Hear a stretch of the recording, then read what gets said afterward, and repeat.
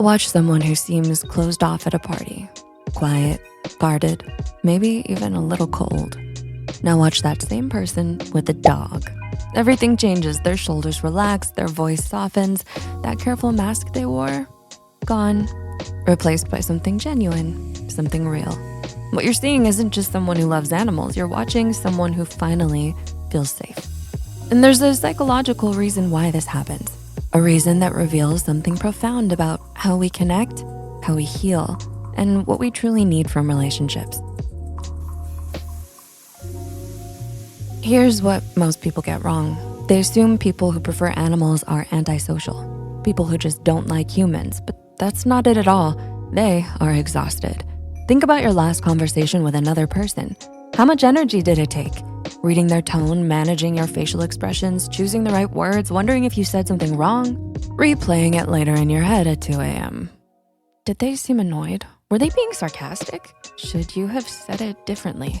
It's mentally exhausting. Now, compare that to sitting with a cat or walking a dog. No performance, no judgment, no mental replay loop, no wondering if you're too much or not enough. Animals offer something most humans don't. They let you exist without needing to prove you deserve to. And for someone who spent their whole life feeling like they have to earn love, acceptance, or even basic kindness, that unconditional presence feels like finally coming up for air. Psychologists call this unconditional positive regard. It means being accepted exactly as you are without conditions. No strings attached, no fine print. And here's why this matters. Many people only experience this feeling a few times in their entire lives, if at all. Your dog doesn't care if you got promoted or fired. Your cat doesn't judge your body, your past, or your awkward moments. That bird on your shoulder isn't comparing you to anyone else. They're not keeping score, they're not waiting for you to mess up, they're just there. So when someone says, I'm more comfortable with animals, what they're really saying is, here, I don't have to be anyone but myself. For people who have spent years masking, performing, trying to be enough, that permission isn't small. It's revolutionary. It's the difference between constantly holding your breath and finally being able to breathe normally. Once you've felt that kind of acceptance, even just once, it kind of changes you. You start to realize how rare it is, how precious it is, and how much of your life you spent in relationships where you weren't allowed to just be. And it goes even deeper than acceptance. Human connection is beautiful. It's also work, emotional labor, constant interpretation, a never-ending loop of what did they mean by that? Think about it. Every human interaction is kind of like solving a puzzle. You're tracking facial expressions, tone of voice, body language, context, history. You're running calculations in real time. They said they're fine, but their voice sounds tight. Should I push or should I give them space? They laughed, but was it genuine or polite? They haven't texted back in 3 hours. Are they mad? Maybe busy? Should I just follow up? It's exhausting. Animals communicate in a language that's brutally simple. A wagging tail means joy most of the time. A purr means contentment. A cat showing you their belly means trust most of the time. No passive aggression, no texts you have to decode, no wondering if they're upset about something from 3 weeks ago that they never mentioned. For a nervous system already overwhelmed by human complexity, that simplicity, it's healing.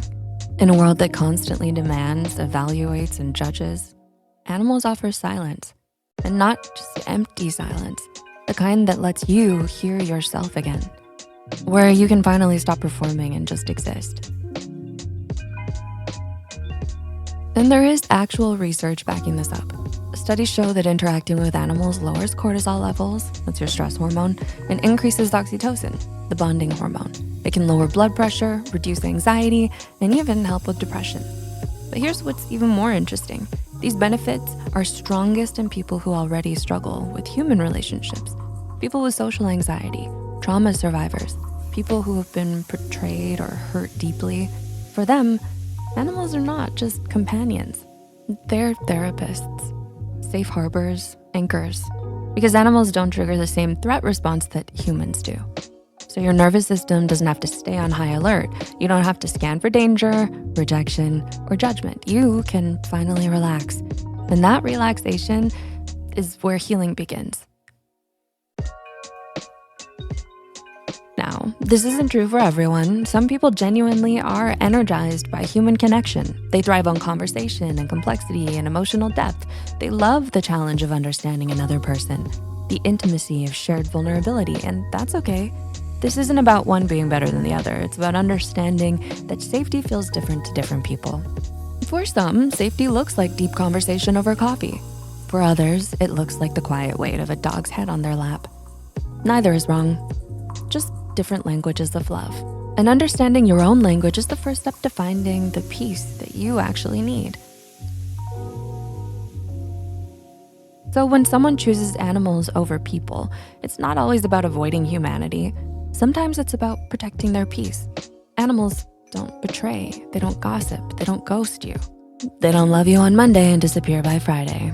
They don't tell you you're too sensitive, too quiet, too much, or not enough. They just stay. Consistently, reliably, and honestly. And for someone who's been hurt by inconsistency, who's learned that people can say one thing and mean another, who've been abandoned, rejected, or betrayed, that reliability can kind of mean everything. It's about finally finding a relationship where you don't have to brace for impact. It's not about hating people. The bond between a human and an animal could be one of the most honest relationships someone has.